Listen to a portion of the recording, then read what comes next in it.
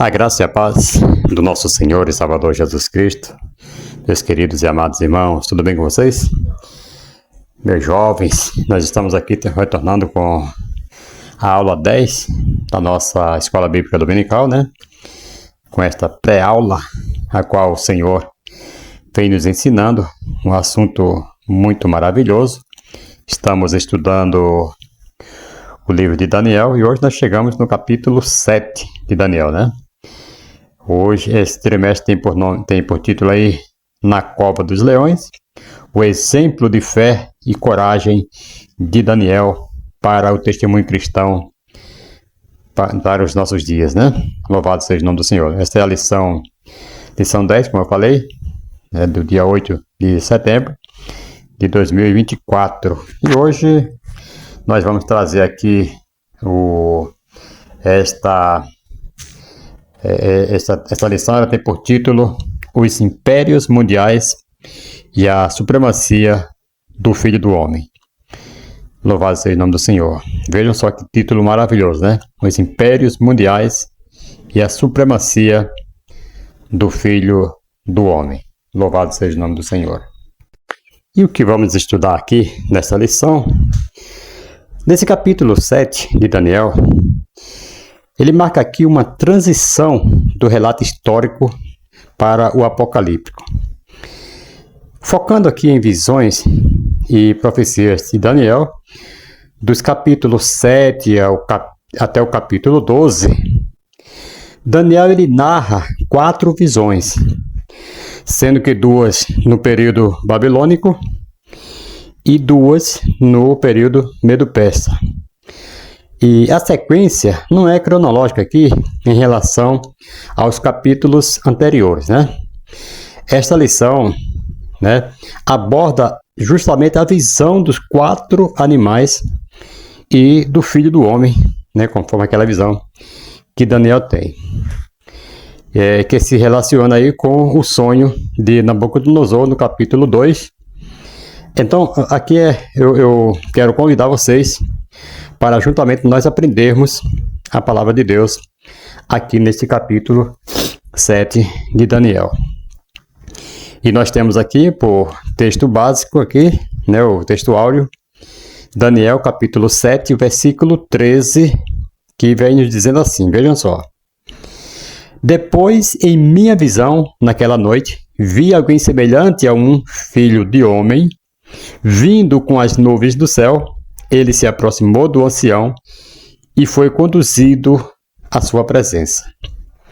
Ok, Daniel 7, versículo 13. Aqui no versículo 9, voltando um pouquinho, Daniel ele fala do 5º e último império mundial, que é o reino, né, glorioso do Senhor Jesus Cristo, o qual dominará sobre todo o universo. Então a descrição do ancião de dias, nessa passagem, é semelhante ao retrato de Cristo em Apocalipse, capítulo 1. Contudo, a identificação é obscurecida no versículo 13, por um como filho do homem, que vem antes do ancião de dias, ok? Caso identificássemos Cristo com o ancião de dias, este texto diria aqui que Cristo virá antes de si mesmo. Talvez seja melhor, portanto, identificar o ancião de dias como o próprio Deus, ok? Então, é isso aqui. Se caso a gente identificasse esse ancião de dia, dá-se a entender aí que Cristo viria antes dele mesmo, certo? Mas aqui, então, esse ancião de dias é o Pai, né? Deus, o Pai. Aquele que é como o Filho do Homem seria, então, o Senhor Jesus Cristo, né, que vem antes do Pai para receber o reino. Ok, Filho do Homem. Então aqui esse título é um título frequentemente aplicado à pessoa de Cristo, conforme está lá escrito em Mateus capítulo 13, capítulo 16, versículo 13, é o contrário. Capítulo 16, versículo 13 de Mateus. Então, amados, essa expressão ocorre cerca de 79 vezes nos evangelhos, sendo que 22 vezes, né, delas apenas em Apocalipse, Vejam só, em Apocalipse, né? Daniel, em sua visão, faz essa referência específica ao Filho do Homem, em Ezequiel também, né, que fala ali a profecia do cativeiro, e a expressão Filho do Homem aqui é usado por Deus ao falar com o profeta acerca de 91 vezes em Apocalipse 14, versículo 14, né, há uma visão, por exemplo, sobre o Filho do Homem. Então, Jesus é o Filho do Homem.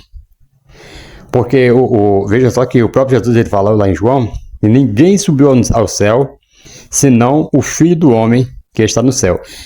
Você meditando, você vendo direitinho isso aqui, quando ele fala, ninguém subiu ao céu, senão o Filho do Homem que está no céu. Quem que está no céu? O homem, o Pai. Porque naquele momento ele estava falando na terra. Então ele estava na terra com os discípulos. Ele estava ali explicando, ninguém subiu ao céu, senão aquele que veio do céu. O Filho do Homem que está no céu. Então, o Filho do Homem está se referindo a ele e o homem que está no céu, que é Deus. Então, ok, vamos lá. Então, aqui nós vemos que Apocalipse 14, 14 é essa visão sobre o Filho do Homem. Então, Jesus, ele é o Filho do Homem porque, de um modo especial, ele é o representante da humanidade perante o Pai. Ele é declarado filho de Davi, segundo a carne, né, conforme lá em Romanos capítulo 1, versículo 3. Ele se tornou o Filho do Homem para que nós, humanos, nos tornássemos filhos de Deus, né, conforme diz lá em João, no Evangelho de João, capítulo 1, versículo 12. Vamos aqui resumir, aqui rapidinho, fazer aqui um resumo desta lição, né? Os reinos deste mundo, queridos, eles vêm e vão, mas a soberania de Deus é para sempre. Vamos aqui desembrulhar aqui alguma coisa, né? O resumo dessa lição em 3 pontos. Primeiro, a temporalidade dos reinos terrenos. Os reinos deste mundo são passageiros e temporários. Governos se levantam, governo cai, impérios surgem e desaparecem ao longo da história. Essa realidade nos ensina que todo o poder humano é limitado e finito. Não importa quão forte ou próspero ou um reino possa parecer, ele eventualmente dará lugar a outro, né? Isso aí reflete a natureza transitória de tudo o que é humano e terreno, certo? Então tudo começa, tudo termina, tal aqui no transitório humano, né? Louvado seja o nome do Senhor. E segundo, a constância da soberania divina, em contraste com a fragilidade dos reinos terrenos. E a soberania de Deus é eterna. Ele é o Rei dos Reis, cuja autoridade não tem fim. Enquanto os governos humanos mudam, o reino de Deus permanece firme e inabalável. Louvado seja o nome do Senhor. Por isso que nós devemos confiar neste reino do Senhor, que é inabalável. Terceiro, a supremacia do reino de Deus. A soberania, queridos, a soberania de Deus não é apenas eterna, mas também suprema.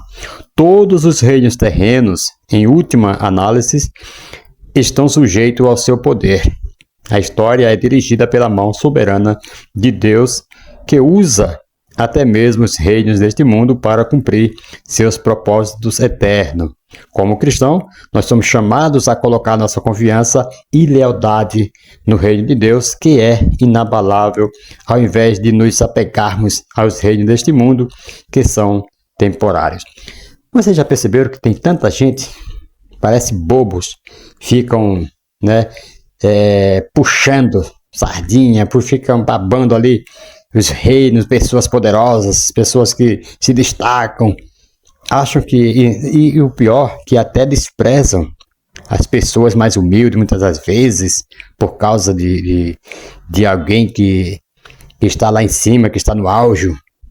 Aí eles esquecem que o reino de Deus é eterno e que esses reinos aqui no mundo é temporário. Tem pessoas que abandonam uma amizade de muitos anos, por causa de uma influência, por causa de alguém famoso, e abandona seus amigos, que a Bíblia diz que ama o amigo e nascerá o irmão, Salomão falando, ouça isso no nome de Jesus. Então, a gente vê que tem pessoas que parece que não tem noção dessas coisas, né? Tudo passa, tudo é passageiro, ouça isso no nome de Jesus.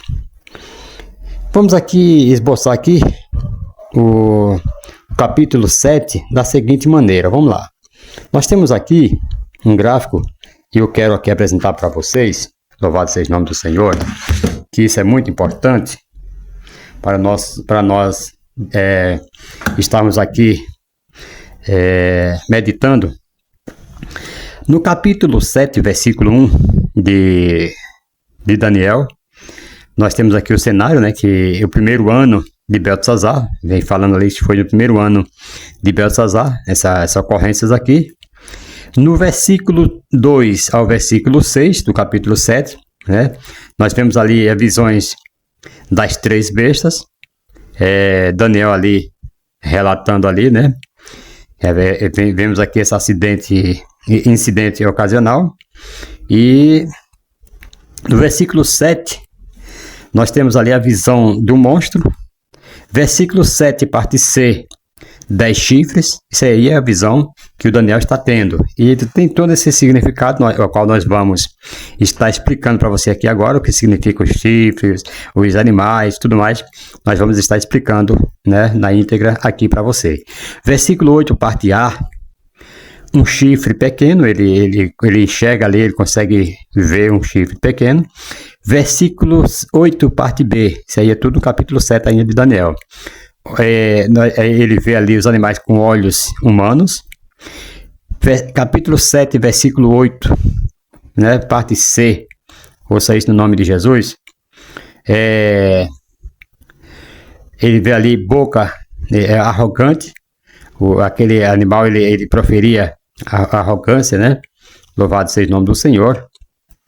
E aqui no capítulo 7 ainda, versículo 9, o ancião de dias no trono, ele percebe ali, ele pode ter essa percepção desse ancião ali no trono. Versículo 10, ele vê os livros abertos. Versículo 11, ele vê que aquele pequeno chifre que ele via lá, né, que nós citamos aqui agora, aquele chifre, ele é queimado. Versículo 12, de tudo isso aí depois vai ter o significado que nós vamos ver, tá? Versículo 12, domínio tirado dos animais. E versículo 13 e o 14, né? Domínio dado aos homens.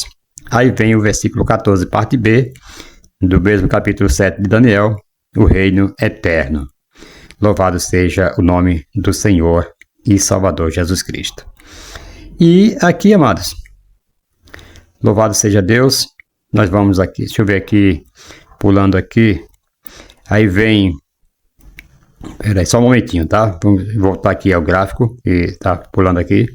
Aí o versículo 21, parte B, nós vemos aqui, versículo 27, parte B, o reino dado ao santo, né, ao povo santo, que é o rei eterno. Versículo 26, parte A, por exemplo, nós vemos o tribunal, né, que se assenta ali para julgar, aquele ancião. Versículo 26, parte B, o pequeno chifre perde domínio. E o versículo 26, parte C, o pequeno chifre consumido. Versículo 27, um reino dado ao povo santo. E versículo 27, parte B, o reino eterno. Louvado seja o nome do Senhor. Aí, no versículo 28, ali conclui, né? Tem ali a conclusão que Daniel ainda aterrorizado. Ele ficou aterrorizado com aquela visão que ele teve, né? Louvado seja o nome do Senhor. Então, amados, se eu pulei aqui alguma coisa, vocês me perdoem, mas é que o gráfico aqui ele tá fugindo, tá pulando aqui da tela aqui. Mas vamos lá. Vamos para o primeiro tópico, né? A visão dos 4 animais. A ocasião da visão. O capítulo 7 de Daniel descreve uma visão que o profeta teve durante o reino de Beltesazar. Vale lembrar que, a partir desta sessão, o livro não está redigido de forma cronológica, por isso não é uma sequência de capítulo anterior. Se você for ver aqui esse livro de Daniel, essa Bíblia que tem os tempos ali, aquele AC antes de Cristo, antes ou depois de Cristo, né? você vai ver que os capítulos não estão, lá tem as datas, né, do ocorrido, você vai ver que esse livro não está em ordem cronológica, né? Então, vemos aqui que ele não está na data cronológica, por isso não é uma sequência de capítulo anterior. Então, veja só. Daniel data a visão do primeiro ano do reinado de Beltesazar, logo ela ocorreu pelo menos 10 anos antes do banquete mencionado ali no capítulo 5, ok? Sobre o qual estudamos, né, na lição 8. Na visão de Daniel, ele observa os 4 ventos do céu, agitando o grande mar, como diz no capítulo 7, versículo 2. Essa imagem, irmãos, ela é simbólica. Ela sugere que eventos poderosos e influentes, representados pelos ventos, estão prestes a desencadear mudanças significativas e turbulentas na história da humanidade, né? Simbolizada pelo mar. Na Bíblia, a agitação do mar representa a equitude das nações na terra, né? Representa povos, nações, tal. Quando fala do mar, quando fala de terra, essas coisas, não é literalmente o mar, nem literalmente terra, às vezes é simbólico, né? Falam de multidões, de nações e por aí se vai. Isaías 17, versículo 12, Apocalipse 17 e 15. Então nós temos aqui um resumo, né, do livro de Daniel. Os estudiosos do livro de Daniel, irmãos, ele divide o livro em 2 partes, histórica e profética. Daniel, capítulo 1, versículo 1 até o versículo... capítulo 1, do versículo 1 de Daniel, aí vai seguindo até o capítulo 6, versículo 28 do livro de Daniel. Aqui identificam como históricos, mesmo contendo uma parte profética no capítulo 2. Os capítulos 7 a 12 são tratados como sendo proféticos, chamamos esses últimos capítulos de proféticos, mas é importante destacar que a maioria dos eventos registrados nos capítulos 7 ao 12 já se cumpriram, enquanto alguns ainda estão por se cumprir. Neste capítulo 7 inicia-se essencialmente a parte profética do livro de Daniel, o verdadeiro Apocalipse do Antigo Testamento. Esse capítulo 7, com a sua visão dos impérios mundiais, é paralelo com o capítulo 2, que tem o sonho de Nabucodonosor. O capítulo 2 apresenta 4 impérios, representados aí por 4 figuras, certo? Do mundo material. A visão do capítulo 2 foi dada a um rei pagão, né, que foi o rei Nabucodonosor, e a visão do capítulo 7 foi dada a um servo de Deus. Veja a diferença. Né? O capítulo 2 foi dado essa visão para um rei pagão, porém o capítulo 7 já foi dada essa visão para um servo de Deus, que foi Daniel, né, o príncipe Daniel. Né? A Nabucodonosor, a visão revela o lado político e material dos impérios, representados na figura da grande estátua. A Daniel, Deus revelou o lado moral e espiritual desses impérios, representados aí pelas figuras dos 4 animais. Os fatos são os mesmos, mas os objetivos das 2 visões diferem das finalidades. Deus mostra a decadência desses impérios e o surgimento do reino eterno do Messias. Ok? Então, aqui no livro de Daniel, queridos, encontramos 2 sequências cronológicas distintas, uma na parte histórica e outra na parte profética. Os eventos preditos aqui, né, preditos e proféticos, nos capítulos 7 a 12, ocorrerão em ordem cronológica. As 2 primeiras visões, descritas nos capítulos 7 e 8, aconteceram antes da festa de Beltesazar, né, mencionada ali no capítulo 5. No entanto, a visão apresentada no capítulo 9 antecedeu a experiência de Daniel na cova dos leões, narrada no capítulo 6. Por fim, a 4ª visão de Daniel, registrada nos capítulos 10, 11 e 12, ocorreu ali no ano 3º de Ciro, rei da Pérsia, né, conforme está escrito em Daniel capítulo 10, versículo 1.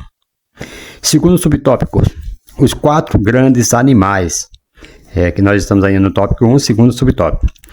A lição, né, nos diz assim: Daniel continuava descrevendo sua visão, na qual 4 grandes animais surgem do mar, né, o leão com asas de águias, o urso, o leopardo com 4 asas e o quarto animal terrível e espantoso.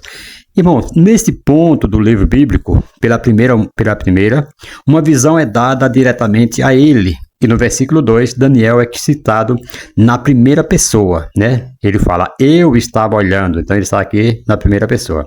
Estava olhando algo inédito até esse ponto, conforme observa John Walvoord, né? O início da visão, vamos lá. Os quatro ventos que agitam o mar vêm do céu. Esses 4 ventos falam da universidade e totalidade do mundo, né, que mostra aqui sobre os 4 cantos do mundo, né? O mundo todo está envolvido nos acontecimentos. São fatos de alcance mundial. Isso aí não vai dizer assim, eu vou fugir para tal país porque lá está calmo. Não, vai atingir o mundo inteiro. Como o mar é um símbolo dos povos, como eu falei agora, em sua convulsão histórica, e o vento um símbolo da intervenção de Deus na terra, podemos afirmar que o levantamento ali dos reinos do mundo é um ato da soberania de Deus. Ele levanta reinos e abate reinos.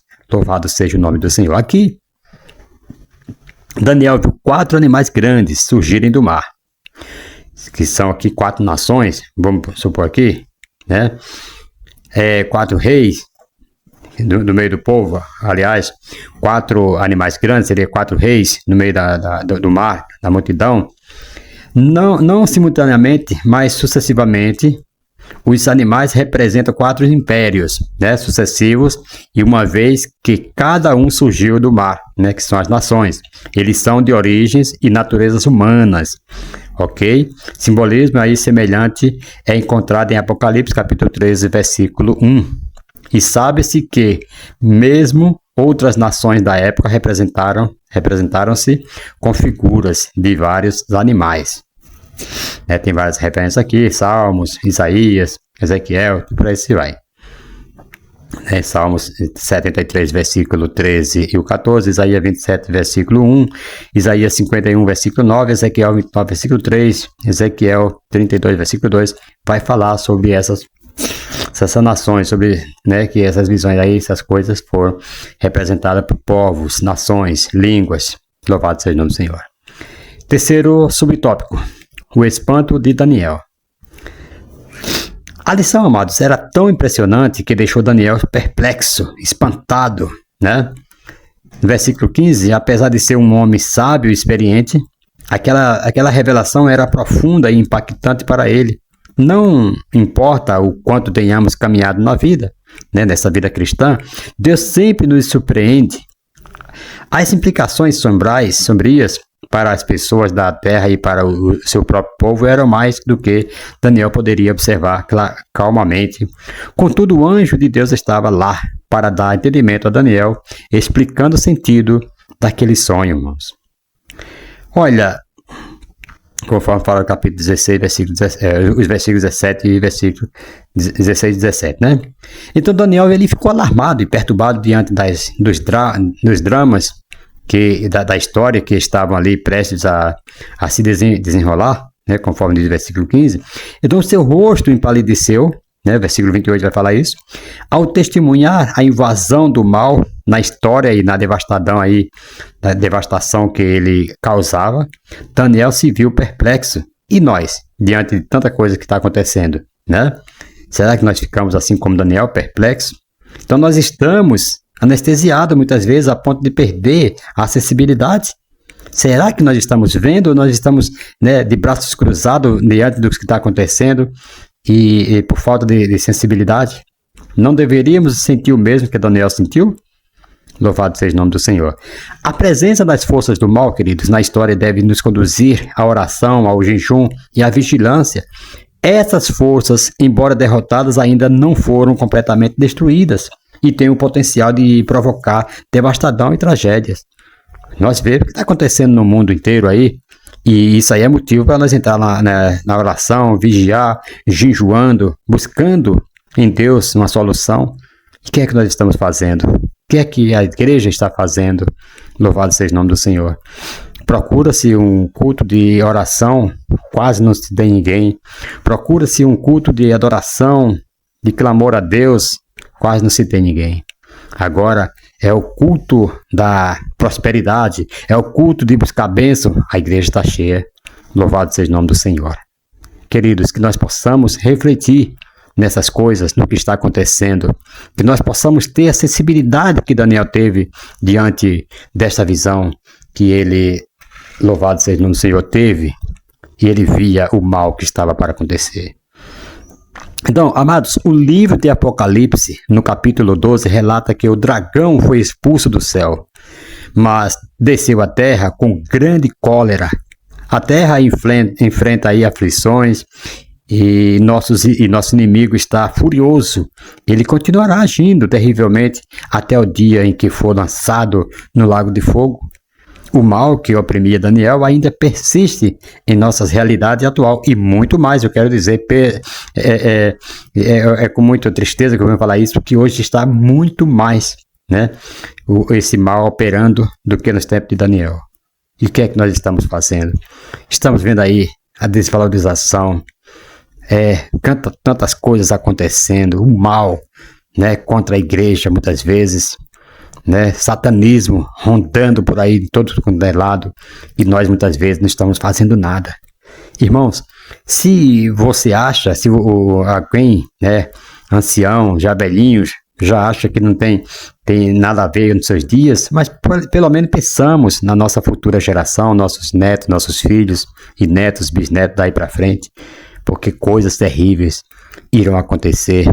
Louvado seja o nome do Senhor. E hoje nós temos que estar pedindo a Deus a proteção. Uma diferença entre os que servem a Deus e aqueles que não servem, para que haja um testemunho verdadeiro, autêntico, para quando alguém olhar para um cristão, saber que realmente Deus é Deus. Ouça isso no nome de Jesus. Louvado seja o nome do Senhor. Que nós possamos fugir, amados, das tentações, das coisas que querem nos enrolar, fazer de nós um baralhado aí. Louvado seja o nome do Senhor. Você, jovem, que está aí com toda a vida pela frente, louvado seja o nome do Senhor. Tomamos muito cuidado para que nós não possamos cair nas garras de Satanás. Vamos aqui para o segundo tópico, a interpretação do sonho. Os reinos deste mundo. Irmãos, o sonho de Daniel, ele guarda relação direta com a estátua do sonho de Nabucodonosor no capítulo 7. O sonho e a visão retratam as mesmas realidades históricas sob perspectivas diferentes. Eu quero aqui, né, trazer a interpretação disto aqui.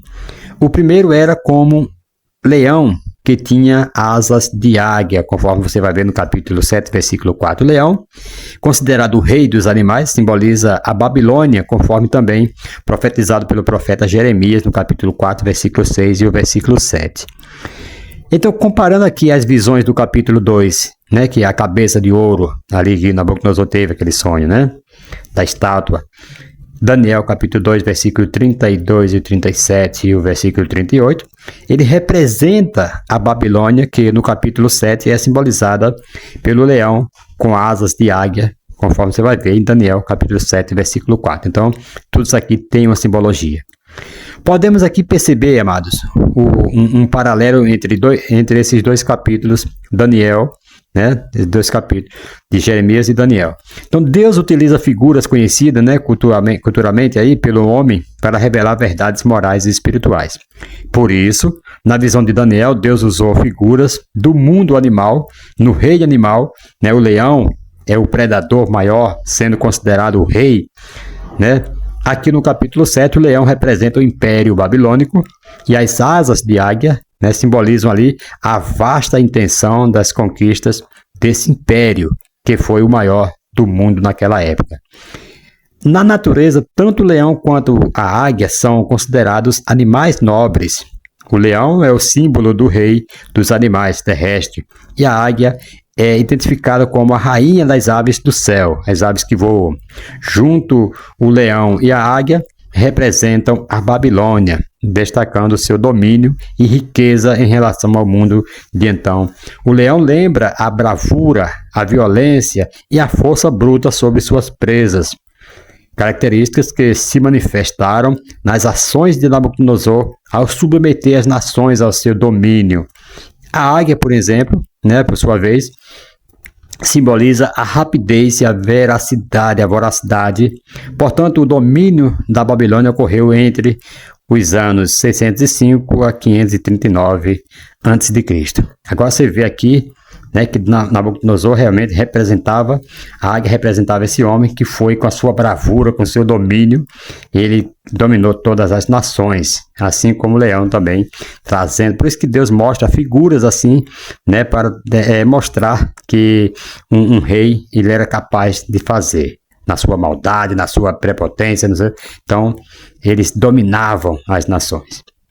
Na visão de Daniel, aqui, né, nessa visão, Daniel viu que o fim chegou para a Babilônia quando lhe foram arrancadas as asas, né, Daniel 7, versículo 4.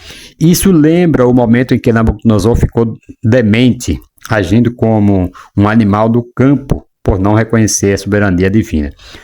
Ora, uma águia sem asas simboliza um poder desfeito, sem capacidade de voar. Depois de arrancadas as asas, o texto diz que o leão foi posto em 2 pés como homem e, ao recuperar a racionalidade, passou a agir como um ser humano normal. Com essa experiência, Nabucodonosor foi obrigado a reconhecer a soberania e a dar glória a Deus, a quem ela pertencia.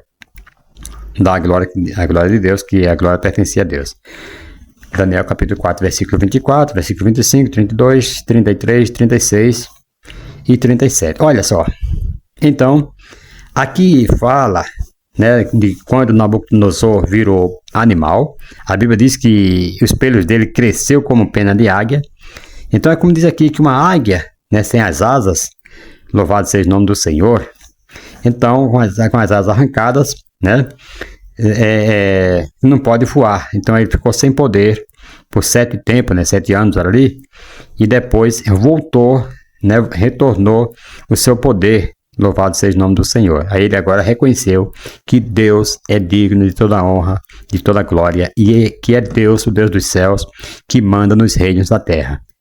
Louvado seja o nome do Senhor. E o segundo animal? O segundo grande animal da visão é um urso. Daniel capítulo 7, versículo 5. O urso, amado, com a sua força e voracidade, é quase tão formidável quanto o leão. É um animal pesado, com apetite voraz, carnívoro, e que estraçalha suas presas com facilidade. Ele age com ataques súbitos e inesperados. Na interpretação de Daniel, esse urso representa o segundo império. Você vê que tudo tem simbologia? Então ele representa aqui o segundo império, esse urso, que sucedeu ao babilônico, né, o Império Medo-Persa. Está escrito em Daniel 2, versículo 39, e ainda continuando aí o sonho de Nabucodonosor. Tem aqui um detalhe interessante, é que o texto diz, o qual se levantou de um lado, versículo 5. Em outras versões, a compreensão se aplica com a expressão com uma das patas levantada, pronto para atacar, conforme está na Bíblia Viva, né? Na tradução Viva. Isso submetendo que o urso não está dormindo, mas pronto para atacar, e foi exatamente o que fez ao unir a Média e a Pérsia em um ataque violento contra os exércitos de Nabonido. Nessa visão, o urso tinha 3 costelas entre os dentes que podem representar o domínio sobre 3 nações, né? Ele devorava 3 nações, conquistadas ali por Ciro e Dário, Lídia, Egito e Babilônia. O Império Medo-Persa foi formado pela união dessas 2 nações, a Média e a Pérsia. No capítulo 2, o apetite e os braços do colossal estátua simbolizavam o império que sucedeu o babilônico, que é o Medo-Persa ali. Então, os 2 braços representavam a Média e a Pérsia, que se aliaram ali para atacar a Babilônia e formar um único governo. Aí eu venho para perguntar, e o terceiro animal, irmão? O terceiro grande animal da visão era um leopardo com 4 asas. Tá? Aqui tem o significado também desse leopardo, nós vamos trazer aqui para você. Louvado seja o nome do Senhor, está escrito em Daniel capítulo 7, versículo 6, sobre esse 4º animal. O terceiro animal, aliás, com 4 asas. A visão segue após o segundo animal, o urso, com a frase "depois disso, eu continuei olhando", indicando que os animais apareceram em sequência, certo? Um após outro. Então, pode ver que Daniel fala, eu continuei olhando. Então, ele via um, continuava olhando, via o outro. E então vinha um após o outro, não todos ao mesmo tempo. Isso porque Deus queria facilitar a compreensão de Daniel sobre cada detalhe da visão, certo? O terceiro animal era, portanto, um leopardo, ou semelhante a um leopardo. A característica principal desse animal era sua agilidade, a rapidez. Porém, este leopardo não era comum, pois tinha 4 asas nas costas e 4 cabeças. Deus usou a figura desse animal extraordinário porque não havia nenhum semelhante no mundo animal. Esse leopardo representava a Grécia, que com grande velocidade e crueldade, era ruim, né? Velocidade e crueldade, conquistou o mundo, então dominado pelo Império Medo-Persa. O leopardo comum, além de ser carnívoro, é capaz de ataques súbitos e inesperados. Esse ágil e forte leopardo representa, sem dúvida, o reino grego sob a força militar de Alexandre o Grande, né? Quando fala em 331 ali antes de Cristo, como figura mítica, esse leopardo tinha 4 asas de ave e 4 cabeças. E aqui nós vamos trazer o significado dessas asas, dessas 4 asas e dessas 4 cabeças. Né? As asas indicam a expansão do império após a morte de Alexandre, né? 323, ele morreu ali em 323 a.C.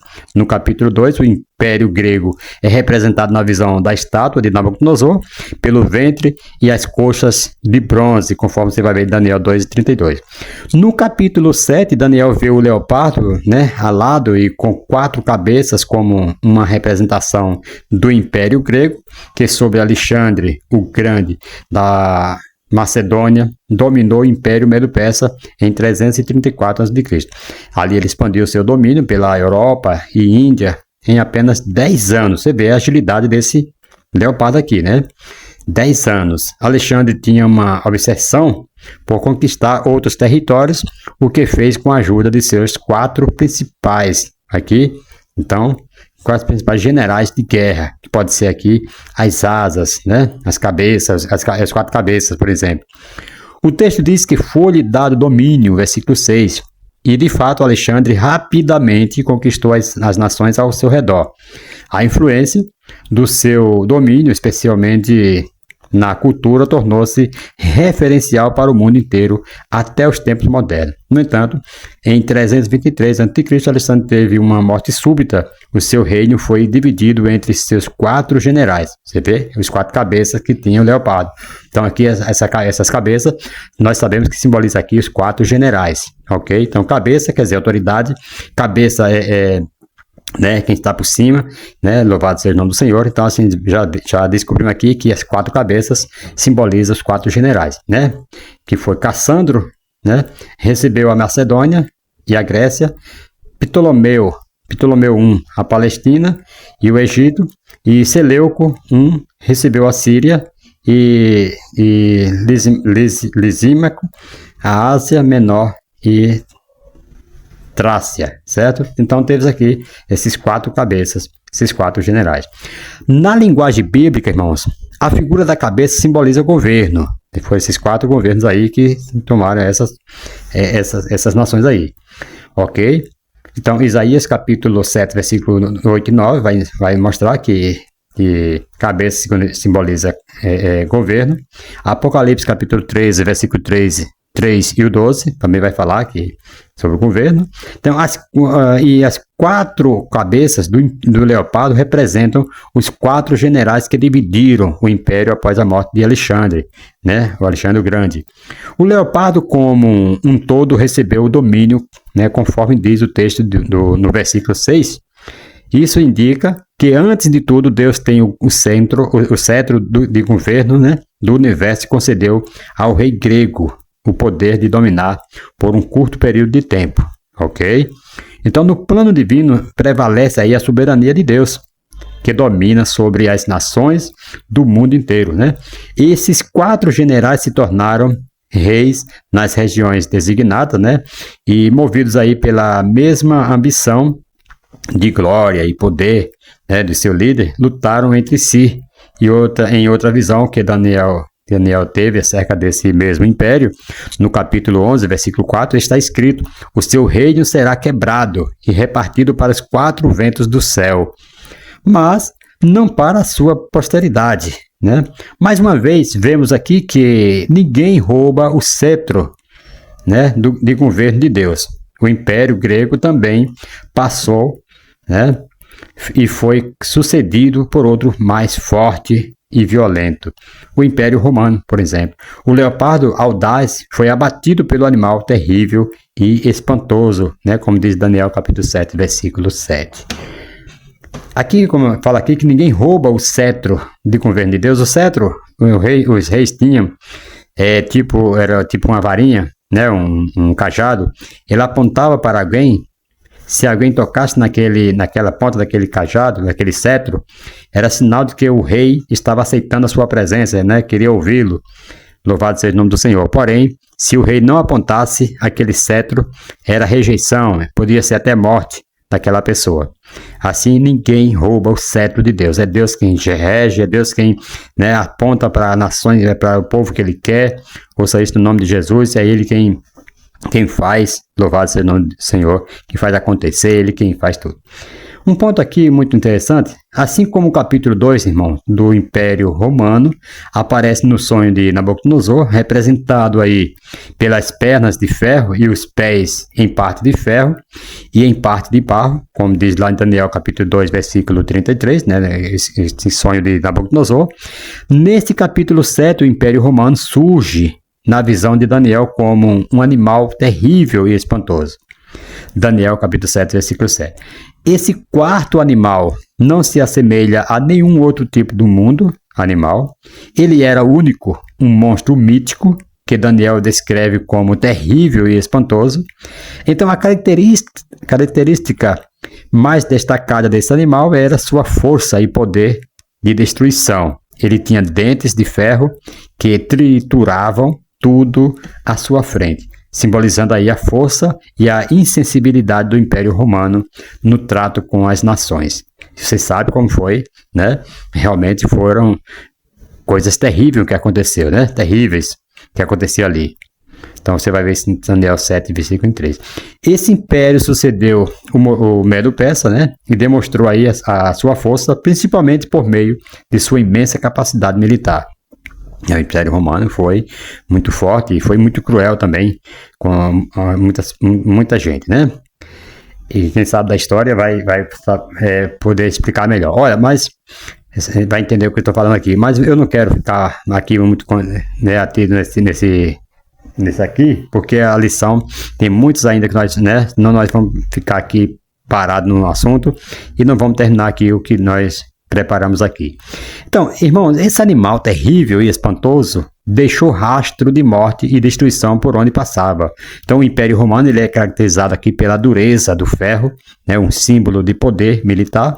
Por meio dessa força brutal, o Império Romano impôs seu domínio com violência e crueldade, inclusive nos tempos da vida terrena aí de Jesus, né, na vida de Jesus Cristo. Os sofrimentos infligidos ali durante a prisão e martírio, a crucificação de Jesus revelam a brutalidade das regiões romanas. Você vê como foi, né? Como era triste esse povo, né? Então Daniel vê esse quarto animal como terrível e espantoso, lembrando não apenas as proezas militares de Roma, mas também a violência como forma de cultura. Então a violência para ele é uma forma de cultura e entretenimento para eles ali, né? Exemplificado ali pelos espetáculos nas arenas romanas, onde prisioneiros, por exemplo, eram devorados por animais selvagens, enquanto a elite e o povo aplaudiam. Você vê como está escrito lá em Atos 19, versículo 12 ao 18, e Atos 16, versículo 36 ao 39, por ali. Então, durante o domínio romano, muitos cristãos, por exemplo, foram martirizados, né, foram mortos, torturados. Então, nessas arenas e circos, especialmente em Roma, o império impunha sua força bruta, simbolizada ali pelos grandes dentes de ferro, né, que destruíam tudo em seu caminho. Então, Daniel explica e interpreta a figura desse quarto animal como um reino marcado pela crueldade desde 241 a.C. até o ano 476 depois de Cristo, né? Então esse império é visto também sob uma perspectiva escatológica, né, que é para o futuro, pois acredita-se que, embora tenha deixado de existir fisicamente, ele ressurgirá em um tempo especial, né, reunindo ali as forças gentílicas, que é todas as nações, né, não só Israel, não só Roma, mas as forças gentílicas das nações do mundo inteiro, ok? Então, especialmente as que cercam o Mediterrâneo sobre ali a liderança do anticristo. Segundo subtópico, vamos lá, rapidinho. O anticristo, as 10 pontas, né?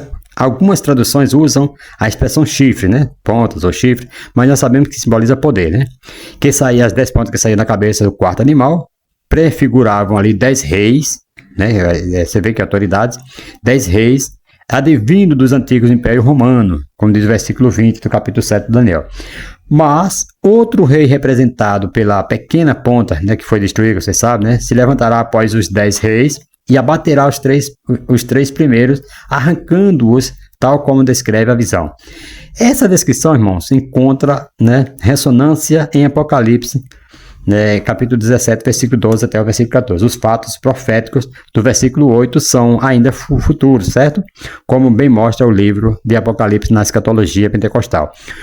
Então, a interpretação é que a pequena ponta representa o anticristo, que surgirá no final dos tempos e fará guerra aos santos. Capítulo 7, versículo 21. Esse é o homem do pecado, o filho da perdição, né? Segunda carta Tessalonicenses, capítulo 2, versículo 3 e o versículo 4. Esse quarto animal tem 10 chifres, que são identificados como 10 reis, né? O versículo 4 vai falar isso.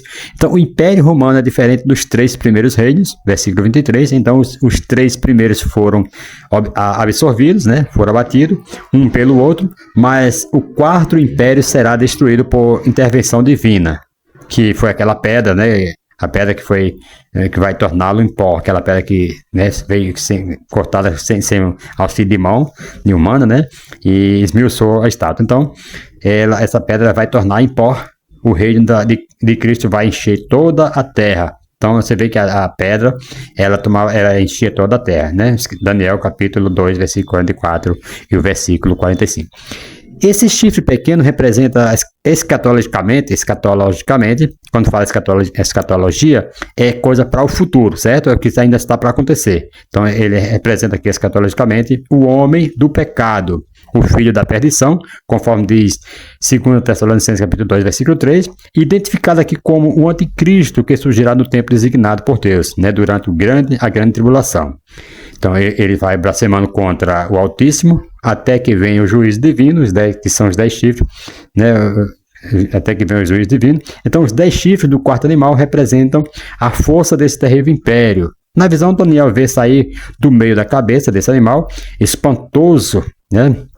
Esse animal espantoso, entre os 10 chifres, um chifre pequenininho, que tem olhos e uma boca que fala insolência. Falar insolência significa desrespeitar instituições e pessoas, e é exatamente o que o anticristo fará. Esse chifre pequeno, ele surgirá entre os 10 reinos, conforme profetizado e interpretado ali por Daniel nos versículos 24 e versículo 25 do capítulo 7. Então, e quando as 10 pontas daquele mesmo reino se levantarão 10 reis, e depois deles se levantará outro, o qual será diferente de todos os primeiros, e abaterá a três reis, e proferirá palavra contra o Altíssimo, e destruirá os santos do Altíssimo, e cuidará em mudar os tempos, a lei, e eles serão entregues nas suas mãos por um tempo e tempos, e metade de um tempo. Esse chifre pequeno será um homem que aparecerá no último tempo e blasfemará contra Deus até que venha o juízo final. Irmãos, isso aqui é muito sério. Isso aqui é muito sério porque a gente vê que ele vai blasfemar, vai proferir palavras contra o Altíssimo, vai se levantar contra, né, tudo que se fala de Deus. E a gente vê que hoje em dia a desconstrução está acontecendo. Muitos nas escolas estão ensinando coisas erradas para nossas crianças, estão fazendo coisas absurdas, desconstruindo os valores da palavra de Deus, né, nos lares, nas famílias, fazendo coisa. Então isso aí já é parte desse chifre pequeno, já, né, lutando, blasfemando contra Deus, fazendo coisas horríveis. E muitos pais, muitas pessoas não estão vendo isso para entrar, né, no jejum, na oração, né, na concordância aí com a igreja e buscar a presença de Deus, para que Deus tenha misericórdia da nossa nação. Então, tanto em Daniel 7, versículo 8, quanto em Apocalipse capítulo 13, versículo 1, e depois versículo 5 ao 6, as profecias apontam para um personagem dos últimos tempos, que é o anticristo. As profecias dadas a Daniel no Antigo Testamento e a João, né, o apóstolo no Novo Testamento, nos mostram que ambos indicam esse governo, né, esse governante aí, simbolizado aí pelo chifre pequeno, que adquire personalidade porque tem uma boca que fala grandiosamente. Falar coisas grandes sugere que este líder fará promessas políticas, né? O que está acontecendo hoje em dia aí? Eles fazem políticas persuasivas, especialmente para enganar o povo de Israel e o mundo que ficarão, né? Ficarão impressionados com suas eloquências. Assim como os discursos de líderes políticos, eles influenciam nações. As palavras do anticristo terão um poder enorme e persuasão. Ele fará um pacto com Israel durante a grande tribulação e exercerá ali forte influência sobre os governos do mundo naquela época. Aí então ele dirá grandes blasfêmias contra Deus e arrogantemente zombará de Deus e do povo de Israel. O apóstolo João, em sua visão apocalíptica, diz em Apocalipse capítulo 13, versículo 6, ele fala: "E abriu a boca para blasfemar contra Deus, para blasfemar do seu nome e do seu tabernáculo e dos que habitam no céu." Hoje o mundo parece estar sob a síndrome desse futuro líder, né, que já começa a mostrar seus primeiros sinais. E se ele ainda não se revelou, é porque a igreja de Cristo ainda está na terra. No entanto, o espírito do anticristo, movido pelo diabo, já está preparando o cenário mundial para a sua chegada. Então, os líderes atuais do planeta, ao governar, usam recursos de materialismo e da idolatria, mas terão uma retórica vazia com discursos inflamados que acusam as nações que ainda possuem aí um pouco de temor a Deus. E esse líder, irmão, ele será sem dúvida um líder político, mas explorará aí a religiosidade das pessoas, fingindo ser um líder religioso para enganar as massas, né? Vivemos aí tempos de rebelião e oposição a Deus, enquanto o diabo prepara o mundo para a ascensão do anticristo. Que nós possamos tomar muito cuidado. Esse líder, né? Esse líder vai se levantar, esse grande líder aí, para blasfemar contra Deus, para ir contra o povo de Deus. Ele vai se levantar do meio de um político, certo? Vai prometer 1000 maravilhas, certo? E muitas vezes até dizer que é religioso, para ir se infiltrando no meio do povo de Deus, para dali ele começar a sua obra. E já está acontecendo no mundo inteiro. Quem acompanha, né, comentários aí, jornalismo, a pessoa já sabe disso aí muito bem. Terceiro tópico: o reino de Deus e o seu julgamento, o juízo divino. A visão de Daniel, irmãos, ela mostra que o poder dos animais não é para sempre. O versículo 9 nos diz: foram postos uns tronos e um ancião de dias se assentou. Sua veste era branca como a neve e o cabelo da sua cabeça como a limpa lã. E o seu trono chamas de fogo e as suas rodas dele e as rodas dele fogo ardente. Versículo 9.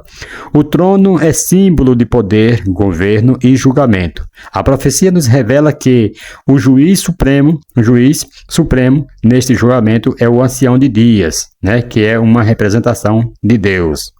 O Deus Todo-Poderoso, com cabelos brancos e vestes brancas. Então, o tribunal apresentado no 7º capítulo de Daniel revela que Deus julgará a pequena ponta e proferirá, que é o o governo, né, que ele está blasfemando. Então Deus julgará a pequena ponta e proferirá o veredito final contra o quarto animal, que representa Roma. Versículos 11 e o versículo 12. Este é o ponto culminante aqui da visão de Daniel, onde o Altíssimo avalia e julga as más ações e crueldade e a maldade das nações deste mundo. Não vale a pena você querer, né, fazer coisas contra alguém que serve a Deus, porque Deus ele vai julgar, ele vai dar o veredito. Uma hora a conta vai chegar. Vocês estão cuidando muito em prejudicar as pessoas, em fazer maldade, mas este grande juízo vai se levantar e ninguém vence ele. Estou avisando. Olha, você que está, né, cabeça, líder, que estão muitas vezes aí no poder político, muito cuidado, porque Deus vai se levantar, Deus vai começar a julgar, e ai, as coisas não vão ficar bem para o lado daqueles que humilham, que maltratam. Às vezes o ódio das pessoas levam a ficarem contra Deus, e se você que fica contra a criatura de Deus, você está se levantando contra o próprio Deus, porque o que Deus fez é dele, certo? Não se levante contra aqueles que o Senhor, né, contra um pequenino aqui na terra, daqueles que Deus levantou, não. Certo? Irmãos, vamos lá. A partir do versículo 9, Daniel vê uma cena de julgamento de Deus contra o quarto animal, a quarta besta da visão, com um vislumbre escatológico, né, para o futuro, né? Esse vislumbre aqui escatológico para o anticristo. O texto evoca a imagem de um tribunal como a Suprema Corte, que reúne juízes para julgar. Então, o próprio Deus, né, juiz supremo, se assenta em seu trono, acompanhado do seu conselho celestial para julgar, né, que é os anjos, a igreja, né, que vai votar também com ele para estar julgando. Primeiro livro de Reis, capítulo 12, versículo 19, e Jó, capítulo 1, versículo 6. Olha, o ancião de dias, como Daniel viu, no capítulo 7, versículo 9 ao 12, ganha destaque na visão de Daniel. Ele é uma figura humana que simboliza o respeito por Deus, que é muito mais do que um ancião de dias. Ele é o supremo juiz, apresentado assim como uma referência cultural ao respeito pelos idosos, devido à sua experiência e sabedoria. Então, as palavras hebraicas atis, né, e yomi, traduzidas aqui como ancião de dias, designam o Deus Todo-Poderoso como o juiz supremo que derramará seus juízos contra os reinos que se aliaram ao anticristo. Por isso, a figura do ancião de dias, né, é utilizada para identificar Deus como aquele que tem autoridade e poder para julgar, especialmente contra o pequeno chifre, né, que é o diabo, que é Satanás mesmo. Então, a veste branca como a neve, né, Daniel 7:9, fala de pureza e santidade. Deus é santo, né, como diz Isaías 6, versículo 1 ao 4, e está rodeado de anjos santos. Deus não aceita pecado, Deus não aceita profano, Deus não aceita, né, imundice lá, não. Se Deus aceitasse, teria continuado com o diabo lá quando ele se rebelou. Não, mas Deus quer santos ao seu lado. Então, um rio de fogo manava e saía de diante dele. Daniel 7:10. A figura do fogo ilustra a santidade e pureza, porque o fogo purifica, né? Onde ele passa, ele queima, ele purifica, né, tudo que é imundo. Então, significaria a santidade, pureza, iluminação e justiça de Deus. A visão do profeta Isaías, no capítulo 6, reflete a glória do fogo diante do trono de Deus. Então, o versículo 10 sublinha aqui a santidade do ancião de dias, né, que é o Pai Celestial, e a relação do seu trono com o fogo que emanava dele, representando aí pureza e justiça. Ok? As rodas do trono indicam que Deus não é estático e que ele promulgará a sentença final contra o quarto animal, que é Roma. E o pequeno chifre, né? O grande opositor dos propósitos de Deus para com Israel, Daniel 7, versículo 11 ao versículo 12. Então, você vê aqui que a roda, ela se movimentava, mostrando aqui que Deus não é estático, não. Ele não está parado, Deus está agindo. Ouça isso no nome de Jesus, Deus está em movimento. E ali, quando fala no capítulo 7, versículo 10, milhares de milhares o serviam diante dele. Aqui Daniel percebe que o fogo que emanava e saía diante dele é identificado com os anjos celestiais que o servem. Os anjos, seres que são seres espirituais, sem forma definida, são vistos na visão de Daniel como chamas de fogo, diversificadas aí em milhares de seres que servem ao trono do Supremo Deus, ok? Então Deus ele tem lá tudo preparado, milhares de anjos estão servindo diante do trono, louvado seja o nome do Senhor. Por isso que o Senhor, sempre mandou anjos para cuidar do seu povo aqui na terra. Louvado seja o nome do Senhor. Nós vemos nas histórias muitas pessoas que tiveram visões de anjos. Louvado seja o nome do Senhor. Porque Jacó mesmo viu a escada, os anjos subiam e desciam, porque os anjos estavam ali para servir. A Bíblia diz, que Deus tem seus anjos ministradores das bênçãos para aqueles que temem ao Senhor. Amados, o juízo divino contra o império sob o domínio do chifre pequeno está declarado assim. Estive olhando, Daniel falando ali, estive olhando até que o animal foi morto e o seu corpo desfeito e entregue para ser queimado pelo fogo. Daniel 7:11. O juízo de Deus sentado em seu trono de justiça e rodeado de seus anjos será executado para por fim a soberba do anticristo e de seus aliados. Então ele trará o mesmo destino dos reis profanos, como Nabucodonosor, por exemplo, Antíoco, Epifânio, Herodes, Nero, Hitler e outros líderes que desafiaram a Deus e não reconheceram sua soberania. Todos foram destruídos, pois só Deus é o Todo-Poderoso e detém o cetro da autoridade sobre o mundo. É Deus quem detém esses reis, esses tiranos, esses ditadores que fazem coisas erradas. É Deus quem vai deter, amados. Não se preocupem, no momento certo Deus vai deter.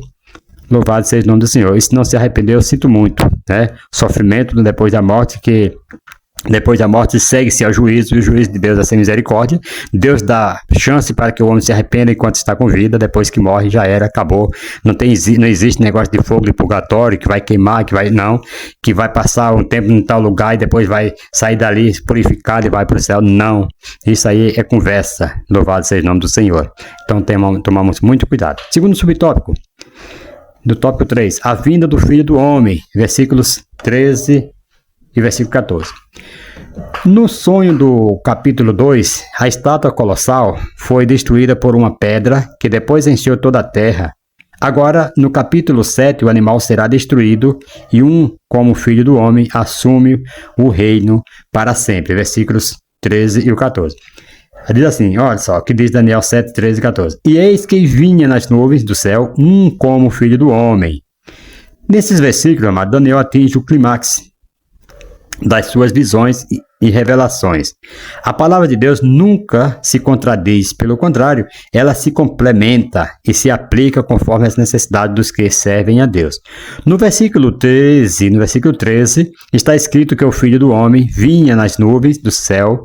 Essa profecia é repetida em Atos capítulo 1, versículo 9 até o 11, onde os anjos anunciam que o mesmo Jesus que subiu ao céu voltará da mesma maneira. E em Apocalipse capítulo 1, versículo 7, a mensagem é reiterada, completada ali. Eis que vem com as nuvens e todo olho verá, até os mesmos que os transpassaram. Então Daniel viu personagem identificado como o Filho do Homem, que se dirige ao ancião de dias. Não há dúvida de que se trata de Jesus, a segunda pessoa da Trindade. Este Filho do Homem recebe o poder, domínio sobre todas as nações, e seu domínio será eterno. Certo, irmãos? Então, seu reino não será destruído. O título Filho do Homem tem um sentido messiânico, referindo-se primeiramente à vida terrena de Jesus. Esse mesmo Jesus, rejeitado em sua primeira vinda, virá gloriosamente como Filho do Homem para desfazer o reino do anticristo, tomar o reino de Israel e se assentar no trono de Davi. Zacarias capítulo 14, versículo 1 até o 4 vai falar isso. Então, ele receberá poder, glória e domínio sobre a terra quando descer para instalar o reino milenal, ao introduzir o reino de Deus na terra.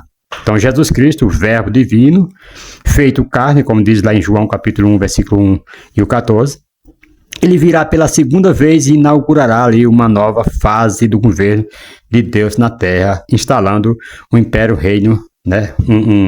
Instalando ali um reino de 1000 anos, como diz lá em Apocalipse capítulo 2, versículo 6.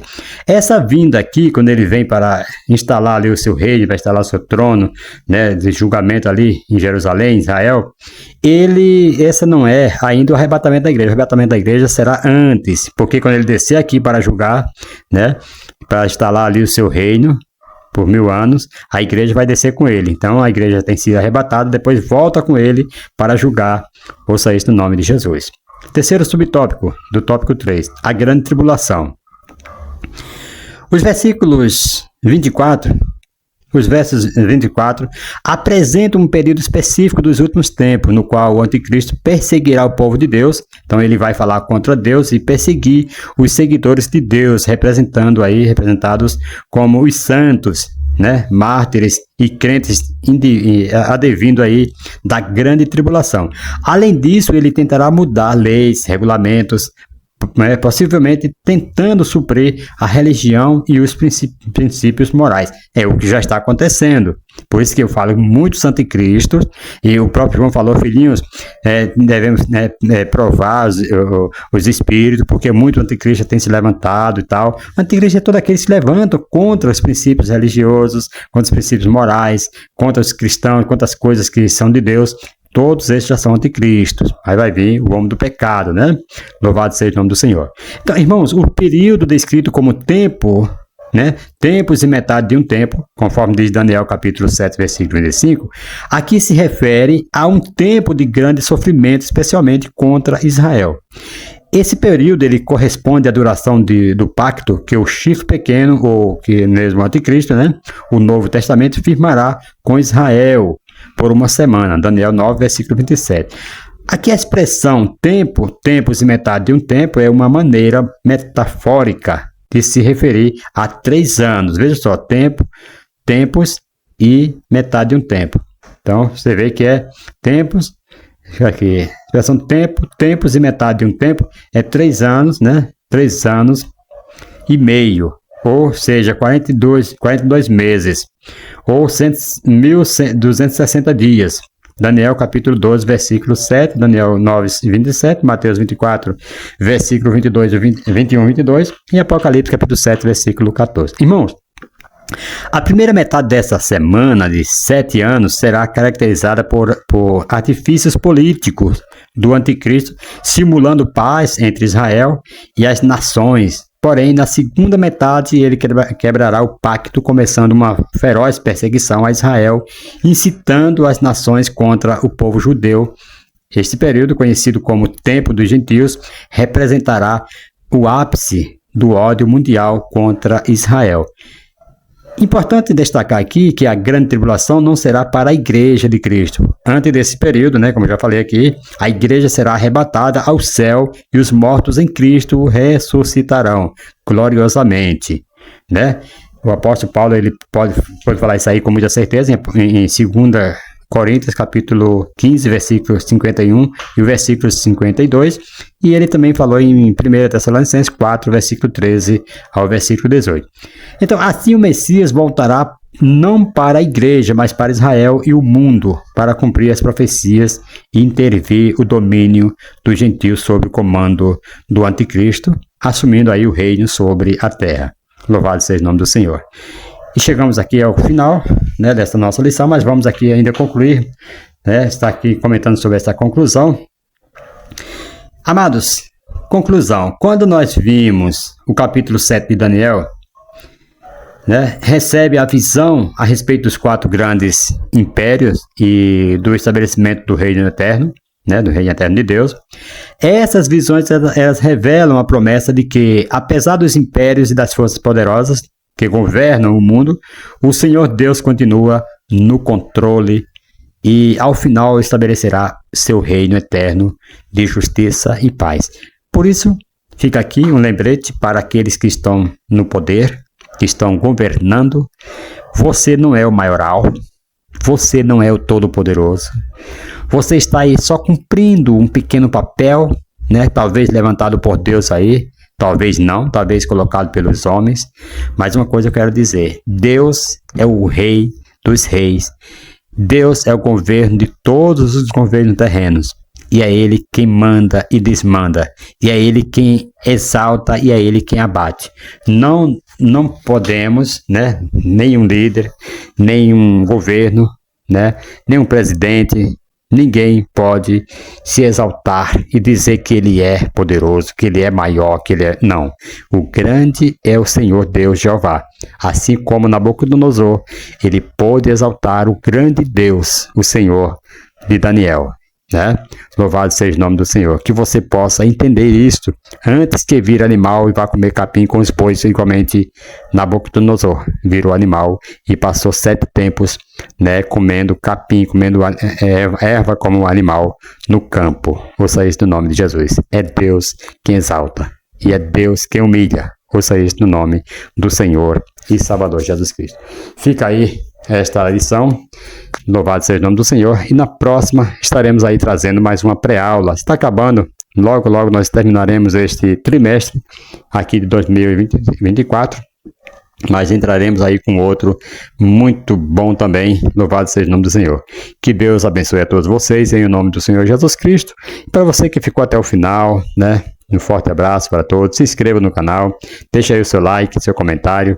E nós iremos aí estar retribuindo sua visita em nome do Senhor Jesus Cristo. Estaremos aí também comentando nos seus vídeos. E fala de onde é a cidade que você está falando, para nós mandarmos aqui um abraço, né? O país que você estiver, para nós podermos mandar aqui um abraço para todos, né? Daí de onde você mora, em nome de Jesus.